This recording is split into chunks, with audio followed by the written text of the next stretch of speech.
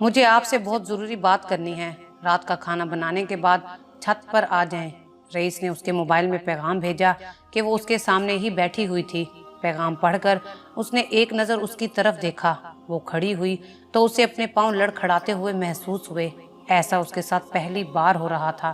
फिर सारा दिन लारेब ने रात होने का इंतज़ार किया। वो बार बार सोच रही थी कि पता नहीं क्या बात करनी है उसे। रात के खाने से फारिग होकर वो छत पर आई जहाँ रईस पहले से मौजूद था। कैसी हैं आप? उसने पूछा। ठीक हूँ, लारेब ने मुख्तसर सा जवाब दिया। नहीं, आप ठीक नहीं हैं और ठीक लग भी नहीं रही हैं, रईस ने कहा तो लारेब ने हैरत से उसकी तरफ देखा। मैं ठीक हूँ, आपको ऐसा क्यों लग रहा है कि मैं ठीक नहीं हूँ? लारेब ने पूछा। उसने आज स्याह रंग की शाल ओढ़ी हुई थी। आप बैठ जाएं, मुझे थोड़ा सा तफसील में बात करनी है, रईस ने कहकर उसे चारपाई पर बैठने का इशारा किया तो वो बैठ गई। उसके पाँव नीचे की तरफ थे, वो छत की जमीन को छू रहे थे। वो बस हल्का सा टेक लगाकर बैठी थी। लारेब, रईस ने उसका नाम पुकारकर बात शुरू की। मैं आपको एक कहानी सुनाता हूँ, लेकिन आप बीच में नहीं बोलेंगी, रईस ने कहा तो लारेब ने सर झुका लिया सुनने के लिए। एक लड़की थी, उसकी शादी गांव में हो गई। वो लड़की शहर से आई थी, गांव के माहौल की आदी नहीं थी। उस बेचारी को गांव में बहुत सारी मुश्किलात का सामना करना पड़ा, लेकिन चूंकि उसे अपने शोहर से मोहब्बत थी, इसलिए उसने डटकर इन सारी मुश्किलात का सामना किया। गर्मी में काम करना, लकड़ियां तोड़ना उसके लिए बहुत मुश्किल था, लेकिन फिर भी उसने ये सब किया और बदले में जरूर उसने सोचा कि उसका शोहर उसकी तारीफ करेगा, उसका साथ देगा, उसकी कुर्बानियां रायगा नहीं जाएंगी।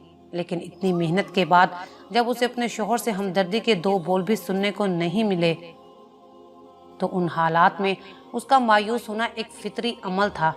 ऐसा नहीं था कि उसका शोहर उससे मोहब्बत नहीं करता था, वो उससे बेहद मोहब्बत करता था।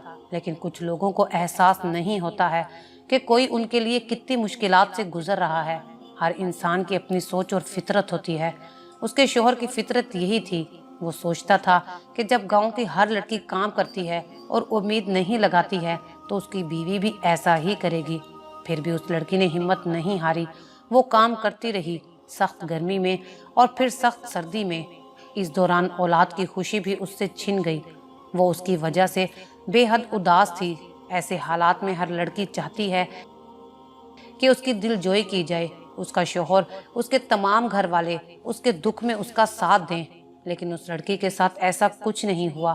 उसके शोहर ने उस पर इल्ज़ाम लगाया औलाद के कत्ल करने का। फिर भी उस लड़की ने किसी से कुछ नहीं कहा और खुदा से दुआ करती रही। फिर उसकी सास ने भी उसको एक दिल आजारी वाले कलमात कहे।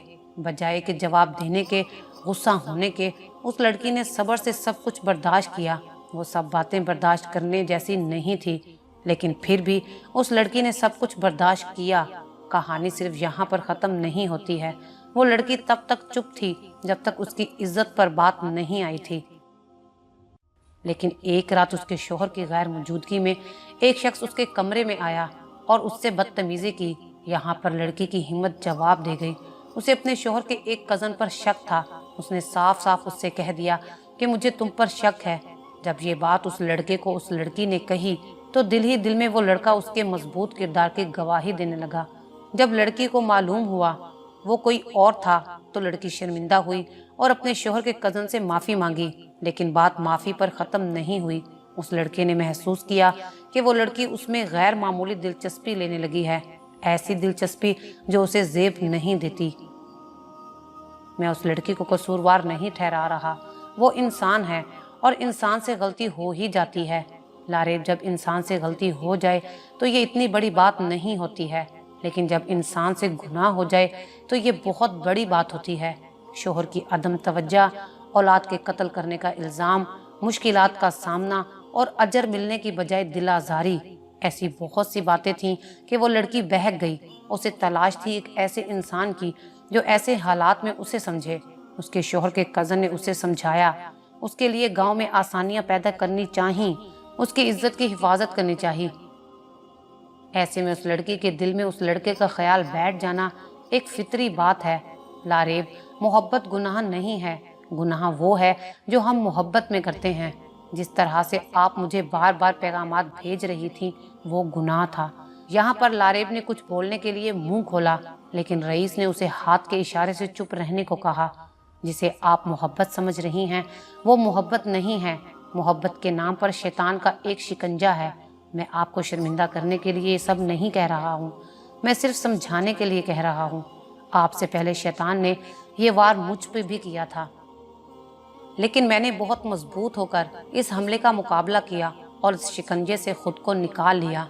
लेकिन मैं जानता हूँ कि मर्द मजबूत होता है, इस मामले में औरत कमज़ोर होती है। पता है औरत क्यों कमज़ोर होती है?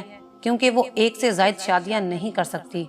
जब मर्द को मोहब्बत होती है तो वो एक या दो बीवियों के होते हुए भी तीसरी या चौथी बीवी रख सकता है। जब मर्द शादी करता है तो शैतान का वार खाली जाता है, क्योंकि वो एक जायज़ रिश्ते में बन जाता है उस लड़की के साथ जिससे उसे मोहब्बत होती है। लेकिन शैतान ये बात जानता है कि एक शादीशुदा लड़की किसी गैर मर्द के साथ जायज़ रिश्ते में नहीं बन सकती तब तक जब तक वो अपने शोहर से बेवफाई ना करे, उसे छोड़ ना दे। इसलिए वो अपना ज्यादा वार औरत पर करता है। इस तरह से वो एक घर और एक रिश्ता, एक खानदान तबाह करने में कामयाब हो जाता है। रईस एक पल को रुका और गहरी सांस ली और फिर से अपनी बात शुरू की। लारेब अब तक सर झुकाए उसकी बात सुन रही थी। लारेब, हम सो रहे होते हैं लेकिन शैतान नहीं सो रहा, वो जाग रहा है और हर पल हम पर वार करने के लिए तैयार रहता है। हम गाफिल हैं मगर शैतान गाफिल नहीं है। और पता है लारेब, शैतान कुछ नहीं करता, वो हमारे दिलों में सिर्फ एक वसवसा डाल देता है। बाकी आगे का सारा काम हम खुद करते हैं। फिर शैतान बैठकर हमारा तमाशा देखता है और खूब खुश होता है अपनी कामयाबी पर। पता है शैतान सबसे ज्यादा खुश कब होता है? जब वो मियाँ बीवी के रिश्ते में फूट डाल देता है। यानी मियाँ बीवी के बीच में जुदाई डालना शैतानी काम है। अगर मैं आपके पैगामात का इस तरह से जवाब देता जिस तरह से आप चाहती हैं, तो यकीन करें मैं भी उन्हीं गुनहगारों में शामिल हो जाता। आप बह गई थीं और आपको शैतान ने बहका दिया। यकीन मानिए शैतान पहले दिन ही से आपके पीछे लगा हुआ था। जब आप गांव में आई तो शैतान ने आपको मुश्किलों में डाल दिया, लेकिन आपने गांव के हालात का सब्र के साथ सामना किया तो यहाँ शैतान का वार खाली गया। आपकी औलाद छिन गई। शैतान ने आपके शोहर को भड़काया आपके खिलाफ। यहाँ पर भी अपने सब्र का मुजाहरा किया आपने। शैतान एक बार फिर से हार गया। लेकिन आपको पता है शैतान का सबसे पहला हथियार क्या है? हदीस पाक का मफहूम है कि शैतान सबसे पहली ज़रब इंसान की हया पर लगाता है और उसके बाद उसके लिए चीज़ें आसान होती चली जाती हैं। उसका बस दूसरी जगहों पर ना चला तो उसने आपकी हया पर ज़रब लगानी चाही और आपका जहन मेरी तरफ मोड़ दिया। एक और हदीस पाक है कि जब तुम हया ना करो तो जो चाहे करो। मैंने अपने आप को शैतान के इस शिकंजे से निकाल लिया है। अब आपकी बारी है, आपने खुद को निकालना है इस शिकंजे से। रईस ने कहकर अपनी बात खत्म की तो उसने देखा कि लारेब अपने आंसू पोंछ रही है। प्लीज आप रोएं मत, रईस ने दुख से कहा। वो जानता था उसने लारेब का दिल दुखाया है। मैं बहुत बुरी हूँ, अपने शोहर के होते हुए किसी और नामहरम के बारे में सोचने लग गई थी। लारेब ने आंसू पोंछते हुए शर्मिंदगी से कहा। वो वाकई बहुत शर्मिंदा थी। बुरी आप नहीं हैं, बुरा शैतान है, रईस ने कहा तो लारेब ने इस बात में सर हिलाया। अगर मेरी कोई बात आपको बुरी लगी हो तो मुझे माफ़ कर दीजिएगा। मैं सुबह होते ही वापस शहर चला जाऊंगा। सिर्फ आपको समझाने के लिए आया था क्योंकि ये बहुत ज़रूरी था। आप नीचे चली जाएं, अजीज़ आने वाला होगा, रईस ने कहा तो लारेब जाने के लिए उठी और सीढ़ियाँ उतरती हुई नीचे आई। अजीज़ अब तक घर वापस नहीं आया था। उसने कमरे की लाइट ऑफ की और चुपके से आंसू बहाने लगी। सच कहा था उसने, मोहब्बत गुनाह नहीं है, मोहब्बत में हम जो करते हैं वो गुनाह है। लारेब बच्चों की तरह सिसकियां ले लेकर रो रही थी। अगले रोज शाम को रईस वापस शहर के लिए रवाना हो गया। वो बस में बैठा था। बाहर रात की तारीकी फैल रही थी। वो खुद से बातें कर रहा था। मैंने बहुत कोशिश की उसकी आंखों से बचने की, कि मैं जितना उससे दूर रह सकता था रहा। मैं उसके सामने भी नहीं आता था, ना ही तो मैं उसकी तरफ देखना चाहता था। लेकिन कभी जो दिल के हाथों मजबूर होकर देखता तो उसकी झील सी आंखों में डूब जाता। मुझे अपने आप से खौफ आने लगा था। मुझे अपने जज्बात, अपने दिल से खौफ आने लगा था। मैं इंसान हूँ, फरिश्ता नहीं हूँ। वो मोहब्बत जिसे मैं न जाने कब से तलाश कर रहा था, मुझे नहीं मालूम था कि वो मोहब्बत मुझे इस तरह से मिलेगी कि वो मेरी होगी ही नहीं। इस घर के मकीनों ने जितनी मोहब्बत मुझे दी और जितना एतबार मुझ पर किया, मैं ताहयात उस मोहब्बत के लिए उनका मकरूज रहूंगा। ये मोहब्बत उन पर वाजिब नहीं थी, लेकिन फिर भी उन लोगों ने मुझसे की। सच कहूँ तो मैं कभी भी इस मोहब्बत का हक अदा नहीं कर सकता। मैं जितना उन लोगों के लिए कर सकता था मैंने किया। मैंने नाज को हमेशा अपनी छोटी बहनों की तरह समझा, उसे बहुत प्यार दिया। अजीज को अपना दोस्त और भाई समझा, हमाद को अपना छोटा भाई समझा, चाची हलीमा को अपनी माँ और चाचा सिकंदर को अपना बाप समझा। सच तो ये है कि मुझे कभी भी फैमिली की कमी महसूस नहीं हुई। मेरे वालिद की वफात के बाद मेरे नाना ने मेरी माँ की शादी करा दी, तो मेरे सुतीले बाप ने मुझे साथ रखना पसंद नहीं किया था। मेरे भाई अजीज ने लारेब से कहा था कि मुझे रईस पर भरोसा है। मुझे अजीज से इसी जवाब की तवक्का थी। मैं अपना गांव और अपना घर सिर्फ इसी वजह से छोड़कर जा रहा हूँ कि मुझे लारेब से मोहब्बत हो गई थी। मैंने उसी वक्त अपने दिल को खामोश करा लिया। इस रिश्ते का पास रखना चाहिए जो मेरे और उसके बीच में था। बाकी मोहब्बत करना या ना करना मेरे बस की बात नहीं है। मैं अपने आप को इस मोहब्बत करने से नहीं रोक सकता, इसके बारे में सोचने से नहीं रोक सकता। हाँ, इतना कर सकता हूँ कि मैं उनकी जिंदगी से बहुत दूर चला जाऊंगा और पलट कर ना आऊंगा। रईस के वापस जाने के बाद लारेब ज़हनी सुकून में थी। उसने सिर्फ रईस की बातें सुनी ही नहीं थी, बल्कि उन पर अमल करने की भी कोशिश की थी। उसने रईस के बारे में सोचना छोड़ दिया था। उसका नंबर भी अपने मोबाइल से हटा दिया। वो अब छत पर भी नहीं जाती थी और उसके कमरे में भी नहीं जाती थी। उसने तय कर लिया था कि उसने शैतान को हराना है और वो काफ़ी हद तक कामयाब भी हो गई थी। उसे अब रईस का ख्याल आता था तो वो एकदम से दुरूद पाक पढ़ना शुरू कर देती। अब जब अजीज घर आता तो वो खूब तैयार होती, उस पर तवज्जो देती, उसकी पसंद के खाने बनाती। अजीज को भी ये तब्दीली बहुत अच्छी लग रही थी। वो पहले अपनी सास से भी इतनी बात नहीं किया करती थी, लेकिन अब वो भी सारा वक्त हलीमा खातून के साथ बैठकर गुजार देती, उनके साथ बातें करती। इस तरह से हलीमा खातून की तन्हाई भी दूर होने लगी थी।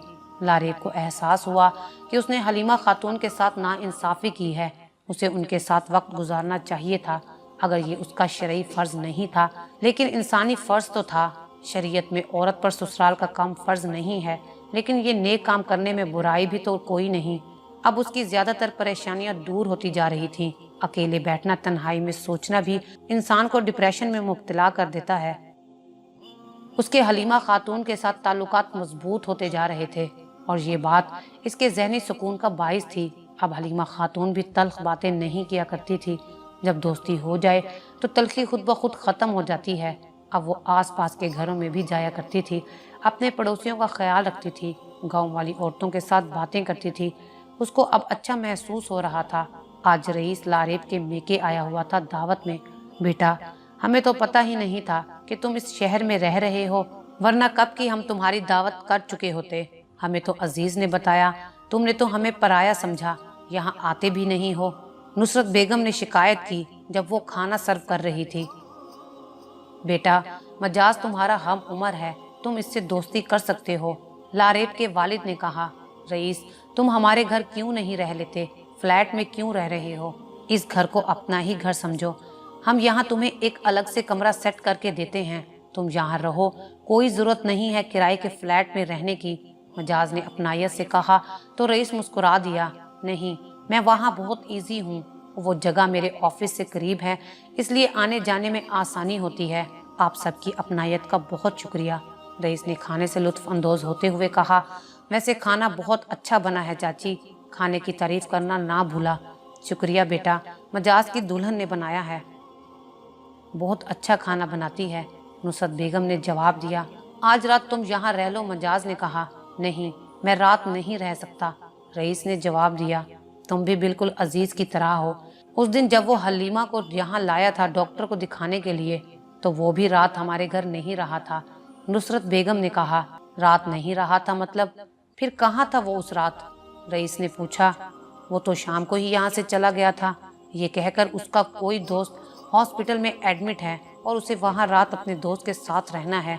फिर सारी रात वहाँ रहा और दोपहर को वापस आया। अगले दिन नुसरत बेगम आराम से बता रही थी। रईस, जो थोड़ी देर पहले खाना खाने से लुत्फ अंदोज हो रहा था, नुसरत बेगम की बात सुनकर उसका हलक तक कड़वा हो गया। उसके जहन में उस रात का मंजर घूम गया। वो जानता था कि इस शहर में कोई भी दोस्त अजीज का नहीं है। रईस असलम को ये बात समझने के लिए एक लम्हा भी नहीं लगा था कि उस रात अजीज कहाँ था। फिर रईस वहाँ से अपने फ्लैट के लिए रवाना हो गया। शाम होने वाली थी। लारेब को बोरियत महसूस हो रही थी। मैं नाज के घर जा रही हूँ, देर से वापस आऊंगी। बहुत सारी बातें करेंगे हम आज। खाना नूरी बना देगी, लारेब ने अजीज को कहा और चल पड़ी।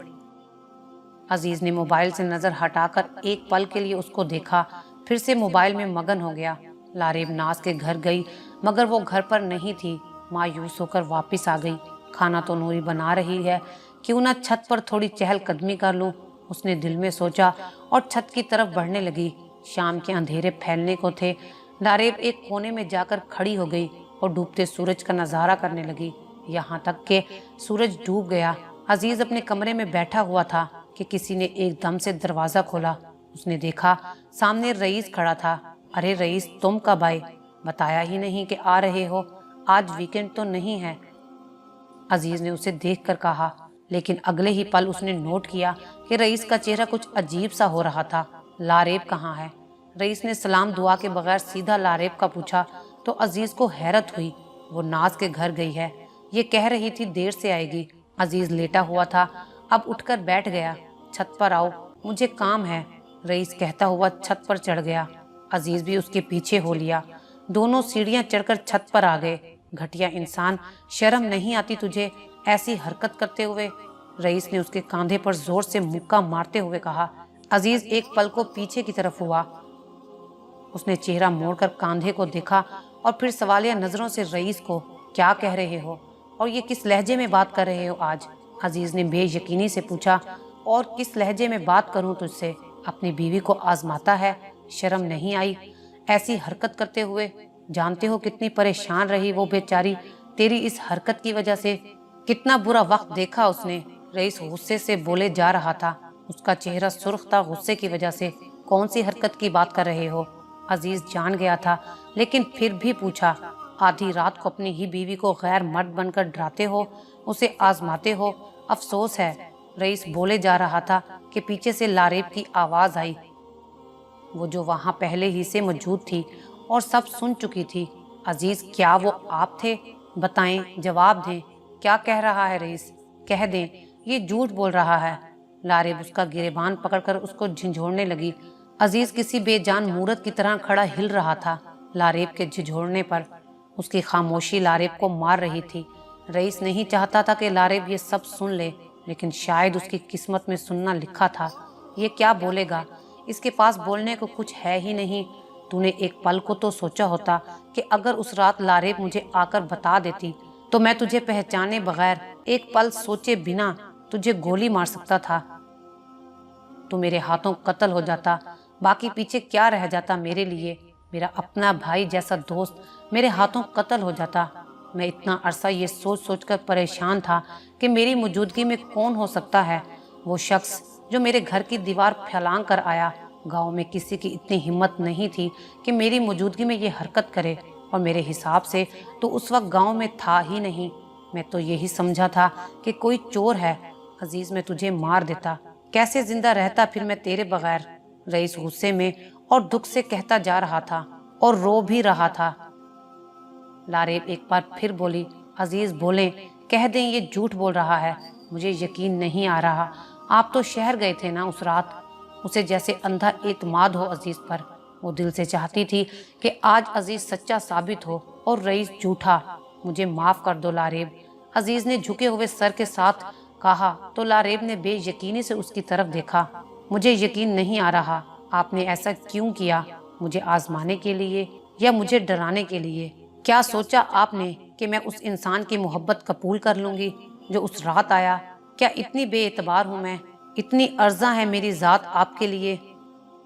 उसके दिमाग में बहुत सारे सवाल थे जिसके जवाब वो अजीज से सुनना चाहती थी। माफ कर दो, कैसे माफ करूं? نہیں ہے میرے پاس کوئی معافی آپ کے لیے۔ عزیز، جب انسان رشتوں کو آزماتا ہے نا تو انسان امتحان تو پاس کر لیتا ہے لیکن رشتہ ہار جاتا ہے۔ لاریب کہتی ہوئی تیزی سے سیڑھیاں نیچے اتر گئی۔ تو ہمیشہ کہتا تھا نا کہ تو لاریب کے لائق نہیں ہے، آج میں کہتا ہوں عزیز کہ واقعی تو لاریب کے لائق نہیں تھا۔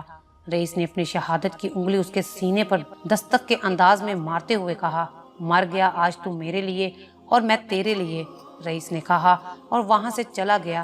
عزیز اب اندھیرے میں وہاں تنہا کھڑا تھا۔ عزیز وہاں کھڑا شرم کے مارے اپنے آپ کو کوس رہا تھا۔ ہاں، میں احساس کمتری میں مبتلا تھا۔ ہاں، واقعی مجھے لگتا تھا کہ میں اس کے لائق نہیں ہوں۔ صرف یہی نہیں، ہر پل مجھے یہ دھڑکا لگا رہتا تھا کہ وہ ایک نہ ایک دن مجھے چھوڑ کر مجھ سے بہتر کسی انسان کے ساتھ چلی جائے گی۔ اس کی ہر بات سے مجھے یہی محسوس ہوتا تھا۔ جب میں نے اسے پہلی بار دیکھا تھا تو دیکھتا ہی رہ گیا تھا، اور اسی دن میں نے سوچا کہ یہ لڑکی کیسے میرے ساتھ رہے گی۔ ایسا کیسے ہو سکتا ہے کہ آج تک اس لڑکی کو کسی سے محبت نہ ہوئی ہو یا کسی کو اس لڑکی سے محبت نہ ہوئی ہو۔ اتنی حسین، اتنی خوبصورت لڑکی کیسے کسی کی نظروں سے بچ سکتی تھی؟ آج کے دور میں جہاں بے حیائی عام ہو چکی تھی، موبائل فون عام تھے، اس دور میں بھلا اتنی خوبصورت لڑکی کیسے ان چیزوں سے بچ سکتی تھی یا اب تک بچی ہوئی تھی؟ شادی سے پہلے ہی مجھے یہ بات پتہ چلی کہ وہ مجھ سے شادی کرنے کے لیے راضی نہیں ہے، صرف اس لیے کہ میں اس کے لائق نہیں ہوں، اس کے مقابلے میں کم صورت ہوں، اس کے مقابلے میں کم پڑھا لکھا ہوں۔ شادی کے بعد جب وہ بار بار میرے پاس آ کر بات کرنے کی کوشش کرتی تو مجھے یہ بس رشتہ نبھانے والی زبردستی کی شادی لگی۔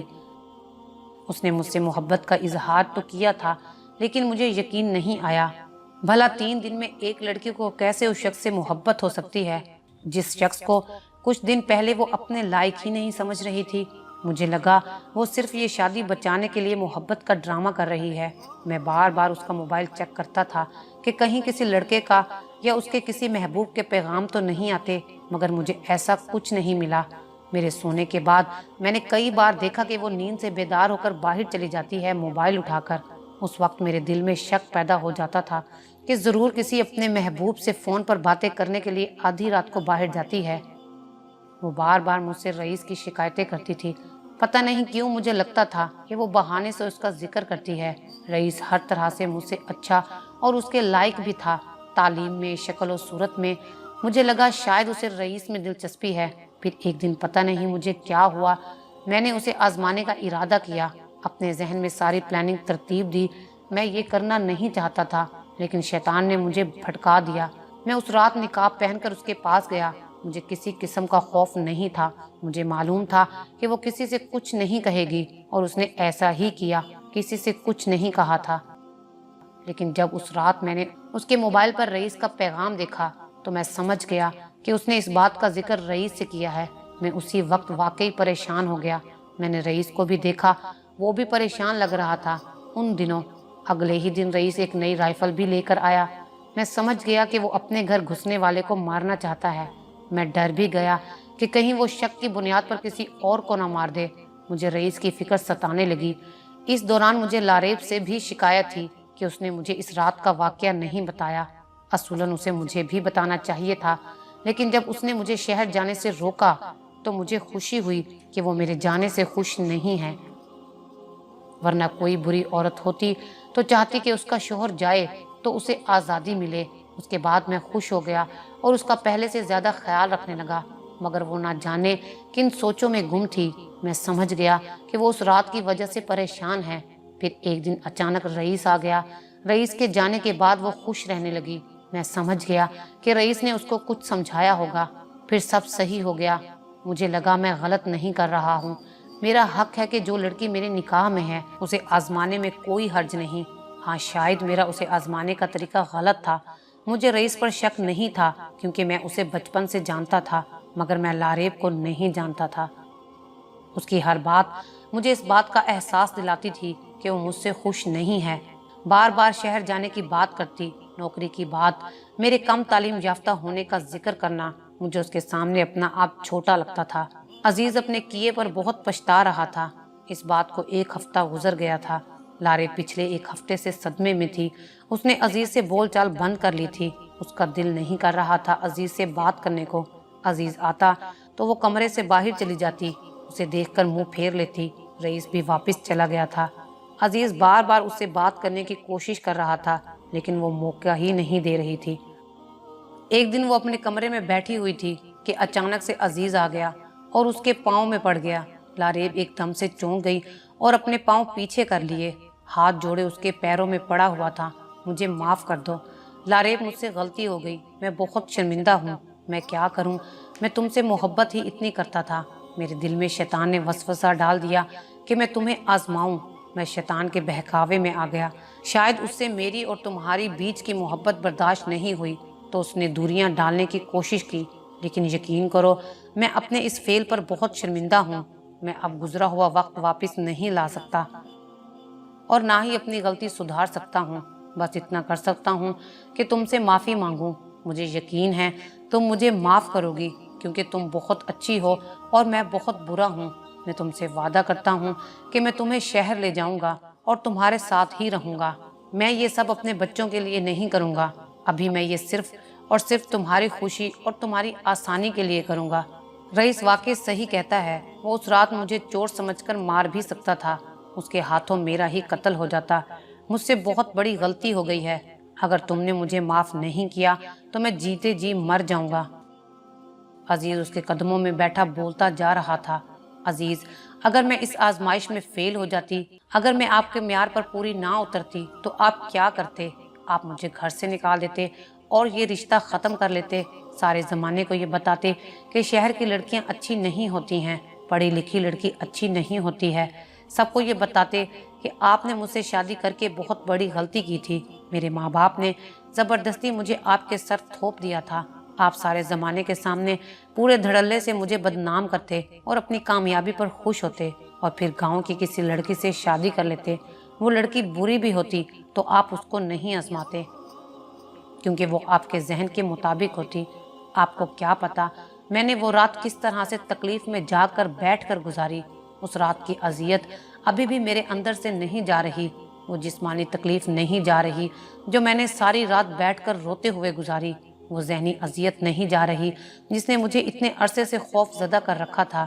جب مرد سے غلطی ہوتی ہے وہ معافی مانگ لیتا ہے اور عورت اسے بہت آسانی سے معاف کر دیتی ہے اور زمانہ کچھ نہیں کہتا، یہی کہتا ہے کہ اسے معاف کر دینا چاہیے، شوہر ہے تمہارا، اب وہ شرمندہ ہے۔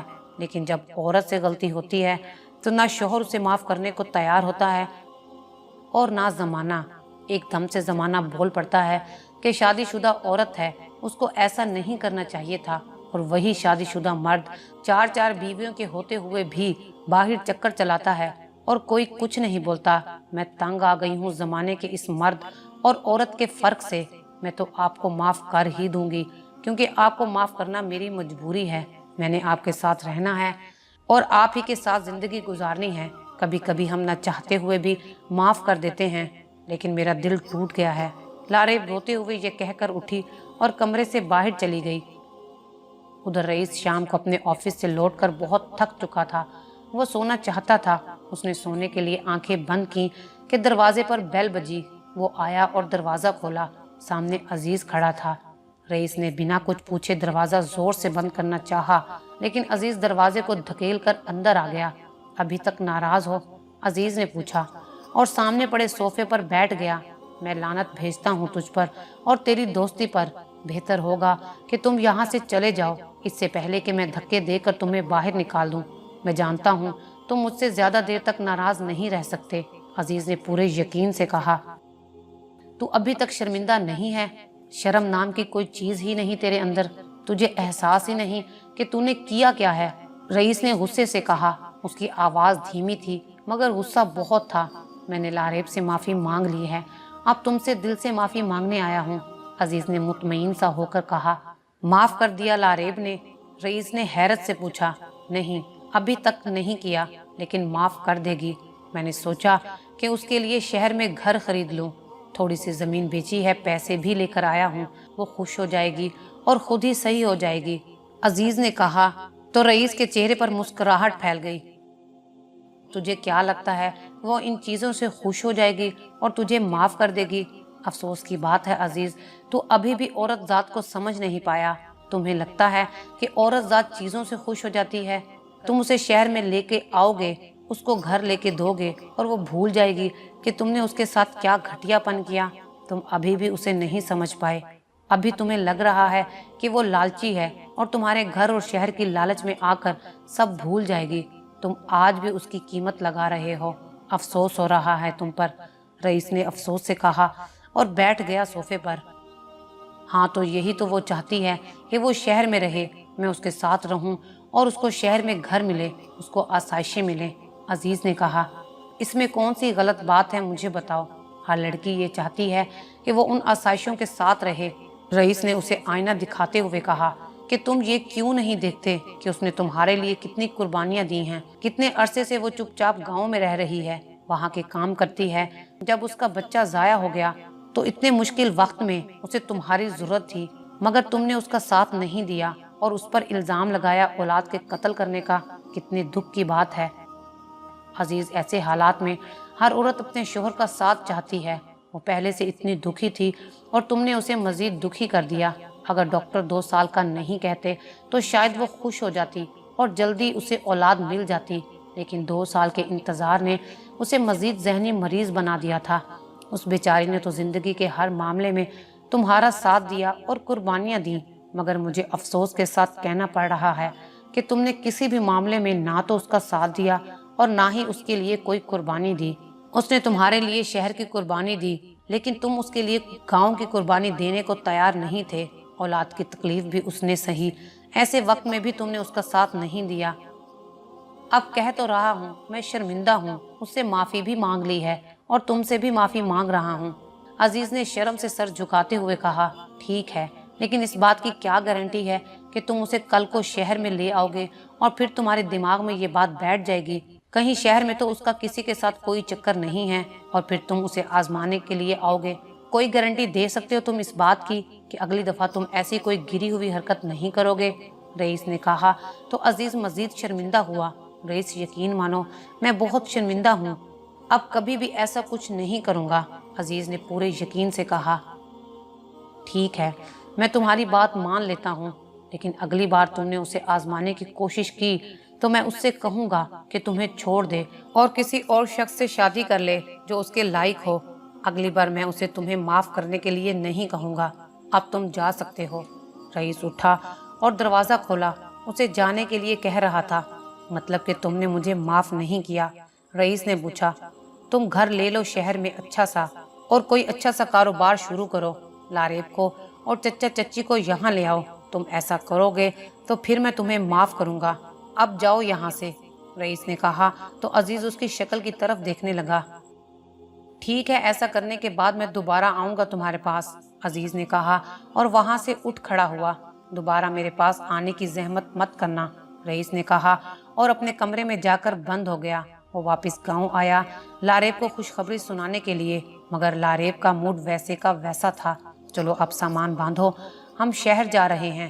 مجھے کہیں نہیں جانا، لاریب نے منہ پھیرتے ہوئے کہا۔ کیوں؟ عزیز نے پوچھا۔ میرا دل گاؤں میں لگ گیا ہے، میں ابھی یہاں سے نہیں جانا چاہتی۔ تو تم نے مجھے معاف نہیں کیا؟ عزیز نے دکھ سے پوچھا۔ ایک شرط پر معاف کروں گی۔ کون سی شرط؟ عزیز نے پوچھا۔ میں گاؤں میں لڑکیوں کے لیے ایک اسکول کھولنا چاہتی ہوں۔ گاؤں کے لڑکے تو اسکول میں جا کر پڑھتے ہیں، لیکن کوئی اپنی لڑکیوں کو اسکول بھیجنے کو تیار نہیں ہے، صرف اس لیے کہ وہاں استاد مرد ہیں۔ میں ان کو پڑھاؤں گی اور اپنے ساتھ کچھ اور لیڈیز ٹیچر کو بھی لے آؤں گی تاکہ کسی کو اپنی بیٹیاں بھیجنے میں مسئلہ نہ ہو۔ میں گاؤں کی عورتوں کو بھی پڑھاؤں گی تاکہ وہ تھوڑا بہت پڑھنا لکھنا سیکھ سکیں، اور جو خرچہ آپ شہر میں گھر لینے کے لیے کر رہے ہیں وہ مت کریں، وہ میرے اسکول پر خرچ کریں۔ شہر میں گھر لینا اب مجھے خود غرضی لگ رہا ہے، میں خود وہاں جا کر مزے سے آرام سے رہوں اور یہاں کی لڑکیاں بیچاریاں ایسے ہی بنا پڑھائی کے بیٹھی رہیں، یہ مجھ سے برداشت نہیں ہوگا۔ مجھے یہاں بہت سی عورتوں نے کہا ہے کہ میں شہر سے آئی ہوں، پڑھی لکھی بھی ہوں اور میں ان کی بچیوں کو بھی پڑھاؤں، اور جو والدین اپنی بچیوں کو پڑھانے کے لیے راضی نہیں، میں ان کو بھی راضی کروں گی۔ ان لوگوں کے بیچ رہ کر، ان سے بات کر کے مجھے احساس ہوا کہ مجھے ان کے لیے کچھ کرنا چاہیے۔ اگر آپ اس معاملے میں میرا ساتھ دیں گے تو میں نے دل سے آپ کو معاف کیا، आप भी खुश हो जाएं कि आपको शहर नहीं जाना पड़ेगा, और मैं भी खुश हूँ। मैं अब नहीं जाना चाहती। मैं अब अपने लिए नहीं, दूसरों के लिए जीना चाहती हूँ। मुझे इस काम के लिए पूरी आज़ादी चाहिए, लारेब ने कहा। तो अजीज हैरत से उसे देखने लगा। बस इतनी सी बात? मतलब आप मेरा साथ देंगे? लारेब ने पूछा। हाँ बिल्कुल दूंगा, अजीज ने जवाब दिया। तो लारेब खुश होकर उसके सीने से लग गई। लारेब के आंसुओं की नमी अजीज अपनी कमीज पर महसूस कर रहा था। अजीज ने कुछ दिनों में ही अपने डेरे के सामने स्कूल का काम शुरू करवा दिया। वो दोनों डेरे पर बैठे हुए थे, सामने स्कूल का काम चल रहा था। चलो तुम खुश हो जाओ, तुम्हें गांव की कुर्बानी नहीं देनी पड़ी। हाँ शुक्र है, अब मैं वाकई खुश हूँ। सहन से एक बोझ उतर गया है। लारेब ने भी माफ कर दिया। और शुक्र है रईस, तुमने भी मुझे माफ कर दिया है। लेकिन एक सरप्राइज अभी और भी है लारेब के लिए। मैंने शहर में छोटा सा घर ले लिया है। मैं लारेब को अगले महीने वहां ले जाऊंगा। जहां तक स्कूल की बात है तो उसने लेडीज टीचर का बंदोबस्त कर लिया है, जो अवाम की खिदमत की खातिर बच्चियों को पढ़ाना चाहती हैं बिना किसी मुआवजे के। लारेब गांव आती जाती रहेगी स्कूल की देखभाल के लिए, अजीज ने बताया। चलो शुक्र, अकल आ गई तुम्हें, रईस ने मुतमईन होकर कहा। लारेब ने अजीज को रईस पर इल्जाम लगाने वाली बात भी बता दी थी। जब रईस घर आया तो लारेब ने उनसे माफी मांग ली थी, तो रईस ने लारेब को भी माफ कर दिया था। कुछ साल बाद, अजीज प्लीज छोटू को देखें, कब से रो रहा है और मैं कितने काम करूं। किचन का काम अलग है मेरे लिए, घर का काम अलग, आपके काम और फिर छोटू के काम। और मुझे अगले हफ्ते गांव भी जाना है, स्कूल का चक्कर लगाना है। क्या कुछ संभालूं मैं आखिर? लारेब ने किचन से आवाज लगाई। क्या संभालोगी तुम मेरे दिल को? खुद से आंचल संभलता नहीं है। उसका जवाब देने की बजाय अजीज छोटू को उठाता हुआ किचन तक आया और गाना गाने लगा। अब मैं अच्छा लगता हूँ औरतों की तरह बच्चा संभालते हुए, अजीज ने मुंह बनाकर कहा। हाँ तो किसने कहा था पढ़ाई छोड़ने को, वरना आज आप भी ऑफिस जाते। आप ऑफिस नहीं जाते हैं तो बच्चा संभालें, लारेब बर्तन धोते हुए कहती जा रही थी। वैसे रईस बता रहा था कि ऑफिस के काम से ज्यादा आसान बच्चा संभालना है। वो कहता है मैं खुशकिस्मत हूँ कि मुझे आसान काम मिला है, अजीज ने कहा। अच्छा उसकी कॉल आई थी क्या? लारेब ने पूछा। हाँ वीडियो कॉल पर बात हुई थी, कह रहा था लंदन में बहुत सर्दी है, उसे गांव बहुत याद आता है, अजीज ने बताया। तो उसे जरूरत क्या थी मुल्क से बाहर जाने की? बंदा अपने मुल्क में रहकर भी बहुत कुछ कर सकता है, जैसे कि मैं कर रही हूँ। लारेब बर्तनों को कपड़ों से खुश कर रही थी। कंपनी वालों ने भेजा है, वो खुद शौक से नहीं गया, अजीज छोटू को चुप कराते हुए कह रहा था। वो दोनों बातों में लगे हुए थे। लारेब जानती थी कि उसे कंपनी वालों ने नहीं भेजा है, वो खुद जानबूझकर मुल्क छोड़ कर गया है। आखिरी पैगाम जो जाते वक्त रईस ने लारेब के मोबाइल पर भेजा था, इन सहरा आंखों से दूर जा रहा हूँ हमेशा के लिए, वापस तब आऊंगा जब इनमें झुर्रियां पड़ चुकी होंगी।